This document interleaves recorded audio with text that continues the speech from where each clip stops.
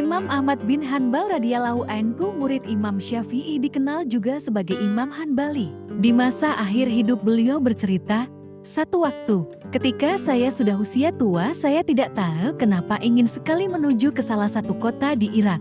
Padahal tidak ada janji sama orang dan tidak ada hajat. Akhirnya Imam Ahmad pergi sendiri menuju ke kota Basrah. Beliau bercerita saat tiba di sana waktu Isya, saya ikut syalat berjamaah Isya di masjid.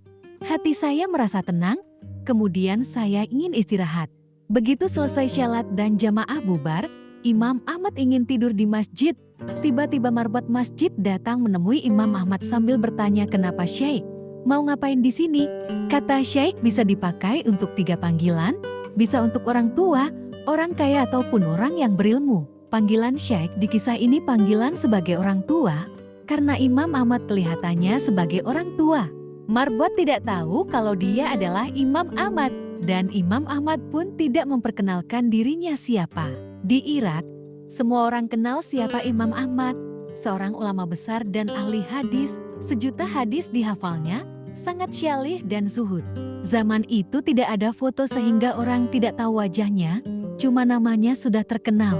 Kata Imam Ahmad, saya ingin istirahat, saya musafir. Kata Marbot, tidak boleh tidur di masjid. Imam Ahmad melanjutkan bercerita, saya didorong-dorong oleh orang itu disuruh keluar dari masjid. Setelah keluar masjid, maka dikuncilah pintu masjid.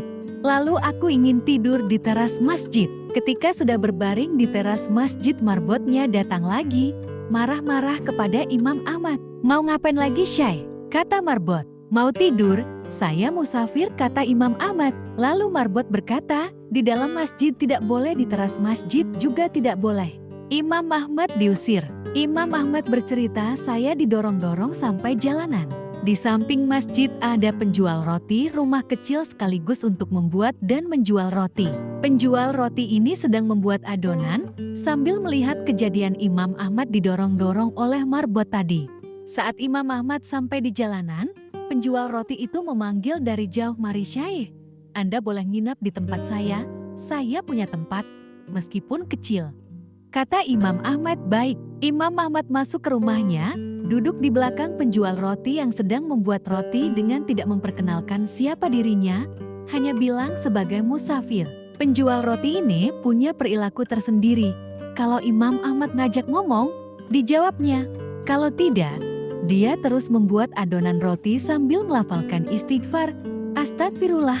Saat meletakkan garam, astagfirullah, memecahkan telur, astagfirullah, mencampur gandum, astagfirullah, selalu mengucap istighfar. Imam Ahmad memperhatikan terus. Lalu Imam Ahmad bertanya, sudah berapa lama kamu melakukan ini? Orang itu menjawab, sudah lama sekali Syekh. Saya menjual roti sudah 30 tahun, jadi semenjak itu saya lakukan.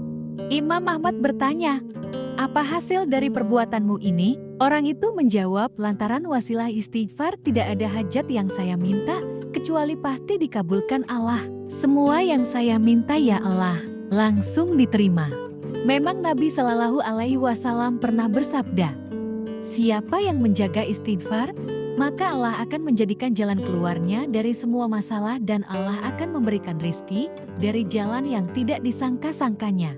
Lalu orang itu melanjutkan, semua dikabulkan Allah kecuali satu, masih satu yang belum Allah kabulkan. Imam Ahmad penasaran kemudian bertanya, apa itu? Kata orang itu, saya minta kepada Allah supaya dipertemukan dengan Imam Ahmad. Seketika itu juga Imam Ahmad bertakbir, Allahu Akbar. Allah telah mendatangkan saya jauh dari Baghdad pergi ke Basrah dan bahkan sampai didorong-dorong oleh marbot masjid itu sampai ke jalanan karena istighfarmu. Penjual roti terperanjat, memuji Allah, ternyata yang di depannya adalah Imam Ahmad. Itulah kisah Imam Ahmad dan istighfar penjual roti, semoga bermanfaat.